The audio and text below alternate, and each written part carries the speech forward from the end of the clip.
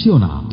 Iya, pendengar, beberapa hari yang lalu, tepatnya di hari Jumat ya, kemarin, ini Kementerian Pariwisata dan Ekonomi Kreatif atau Badan Pariwisata dan Ekonomi Kreatif menggelar kegiatan untuk meningkatkan integrasi, sinergi, adaptasi dan kolaborasi begitu ya, bersama dengan pemerintah pusat dan daerah untuk menciptakan atau untuk mengembangkan destinasi wisata yang berkualitas, terintegrasi dan berkelanjutan.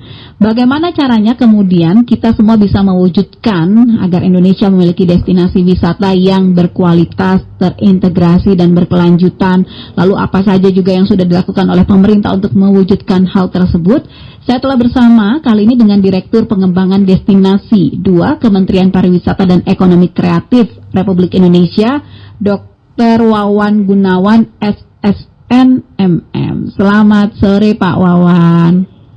Selamat sore Mbak Puspita. Pak Wawan di Bali, di Jakarta nih. Ini baru landing ya, tadi pagi dari MB, terbang ke Labuan Bajo, Denpasar ke Jakarta. Ini baru saja. Oh, alhamdulillah, berarti sudah landing dengan selamat ya Pak Wawan. Amin. Ya. Pak Wawan, kemarin itu hari Jumat di Bali kabarnya kan ada pertemuan ya Pak ya, antara Kemenparekraf lalu kemudian juga pemerintah daerah ya atau pihak-pihak yang memang terkait lah untuk mewujudkan destinasi wisata yang berkualitas. Ini langkah-langkah integrasinya, langkah-langkah kerjasama sejauh ini sudah seperti apa Pak? Baik, terima kasih Mbak Pusita, para pendengar setia RRI Jakarta di mana saja berada. Saya kira salam pesona Indonesia, wonderful Indonesia dari Kementerian Pariwisata dan Ekonomi Kreatif.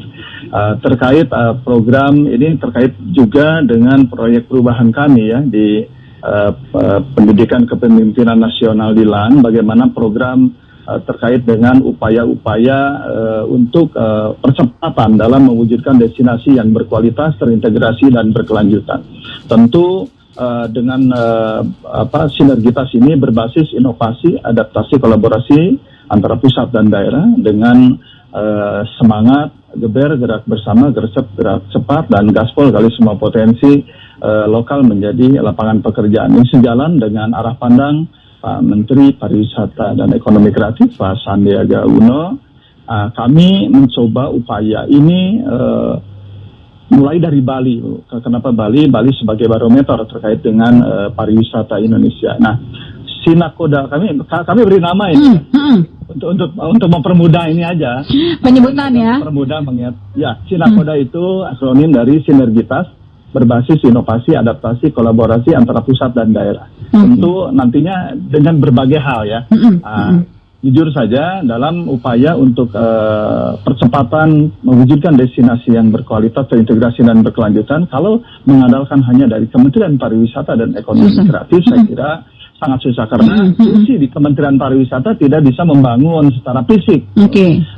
Fisik itu infrastruktur ada di PUPR. Nah, bagaimana Kemenparekraf bisa mengorkestrasi hal ini supaya tentu searah pandang dengan Pak Presiden. Bagaimana Pak Presiden, Pak Jokowi menetapkan pariwisata sebagai leading sector. Ya, core business artinya semua kementerian dan lembaga wajib mendukung. Ya, semua pemerintah pusat dan daerah juga harus bersinergi. Nah, sinergi seperti apa? Tentu sinergi yang betul-betul implementasinya. Jadi tidak hanya jargon ya.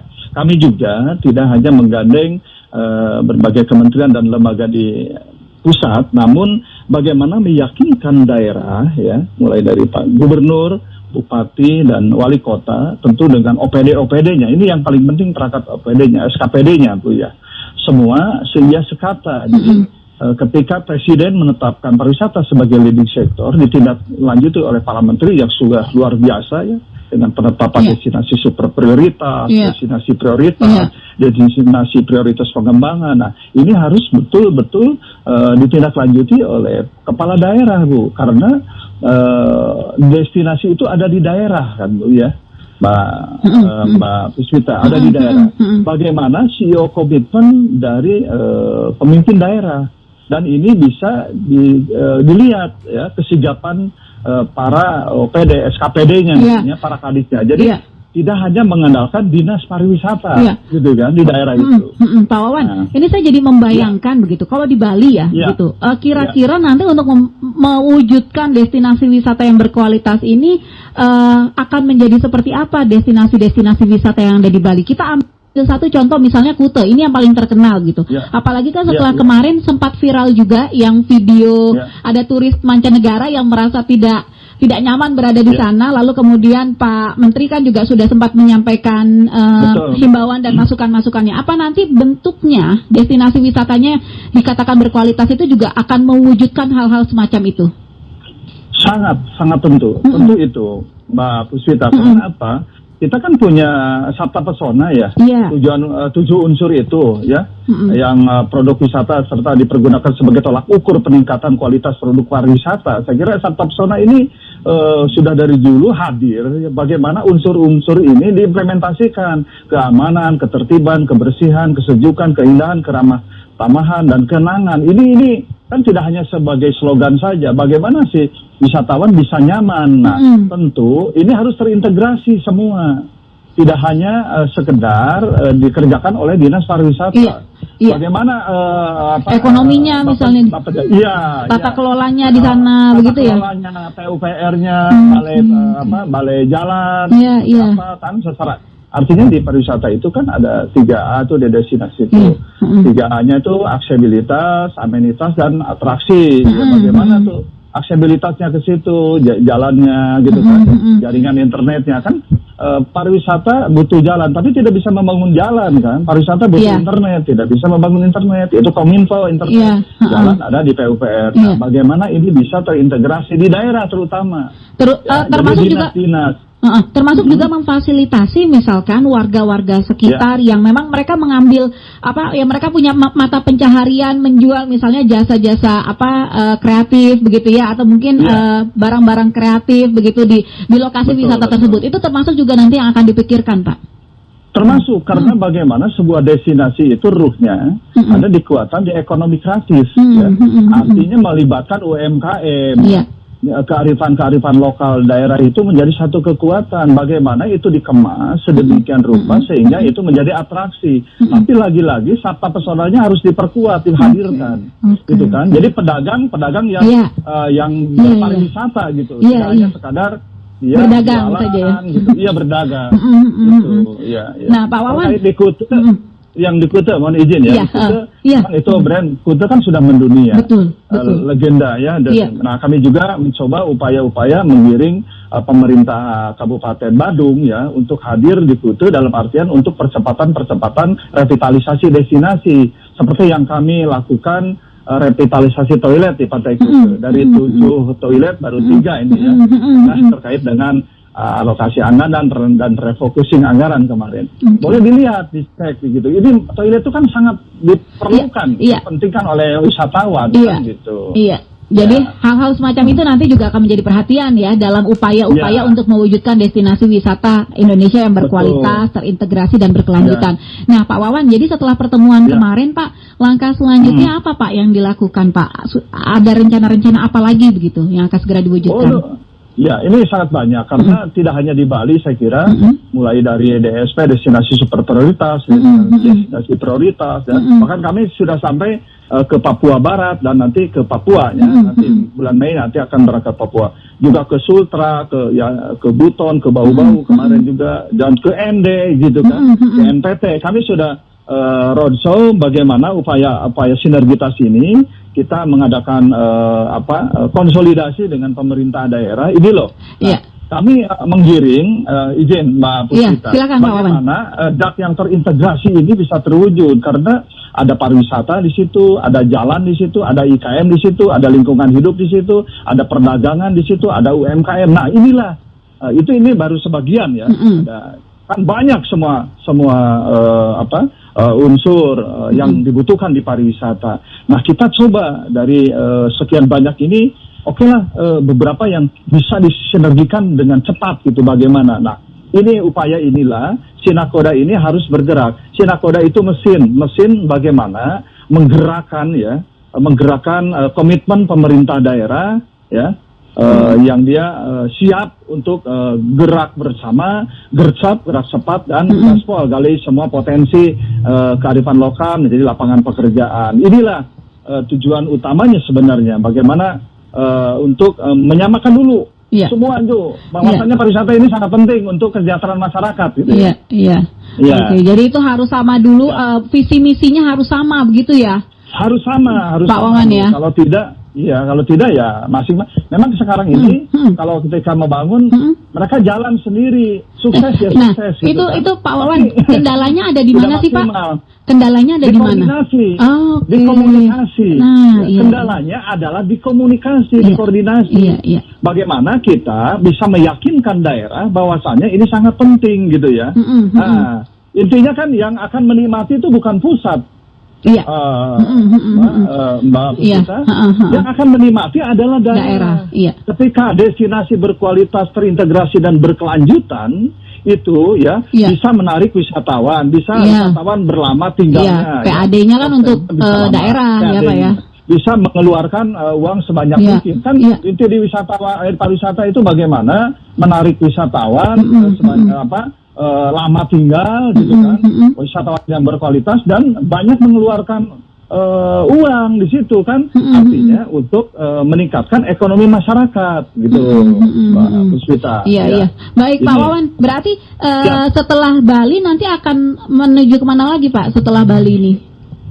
Ini Bali kan sudah Bali itu yang pertama ya. Dari Bali kita sudah bergerak ke NTB ya. Dari NTB saya bergerak juga ke Sultra ke Sultra, bergerak juga ke Papua Barat. Ke Fakfak. Dari Fakfak kami sudah bergerak juga ke NTT ya, ke ND gitu kan, Labuan Bajo. Nah, kami juga nanti bulan Mei ke Papua. Setelah Lebaran ya akan ke Biak Numfor gitu. Bagaimana? Nah, ini kita akan mencoba. Jadi Cilakoda ini bisa digerakkan dari berbagai sektor, Bu Puspita. Tidak hanya sinergitas itu saja, tapi sinergitas dana alokasi khusus pariwisata, daktisik ya namanya. Itu bisa diintegrasikan. Contoh yang di Kelungkung itu kan, bagaimana satu kawasan destinasi itu dikeroyok Bu oleh Kementerian Pariwisata yang masuk di situ, gitu kan. Terus PUPR-nya di situ, PUPR masuk di situ, IKN masuk, lingkungan hidup, perdagangan, kehutanan juga, LHK ya, UMKM. Nah ini yang paling penting. Jadi kita kerja bersama, hasilnya pun akan maksimal. Bu Puspita ya. Oke, baik.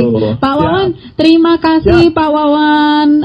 Saya mau Pak Wawan menyampaikan pesan ini Pak untuk semua pelaku misalkan wisata dan juga ekonomi kreatif yang sedang mendengarkan kita sore hari ini. Apa pesannya Pak Wawan untuk bisa mendukung juga keinginan-keinginan kita bersama untuk mewujudkan destinasi wisata Indonesia yang lebih berkualitas? Ya.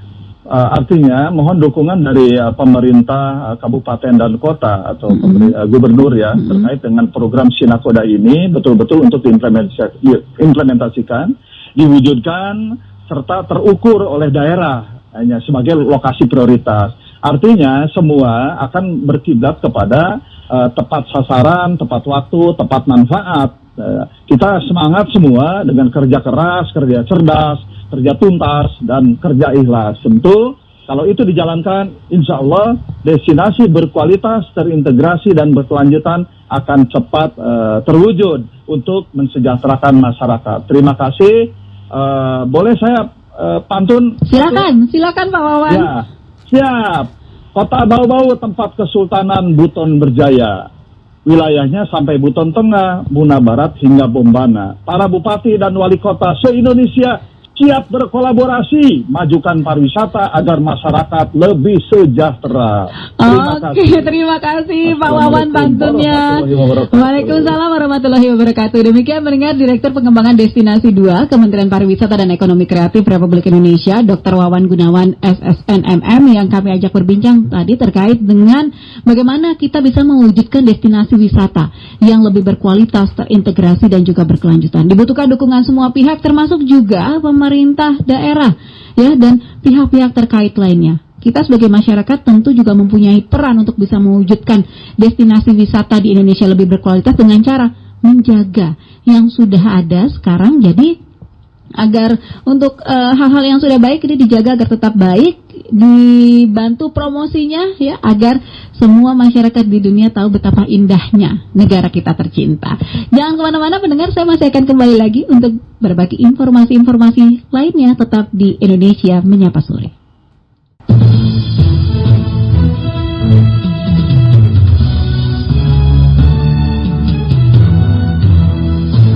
Pro 3, Jaringan Berita Nasional.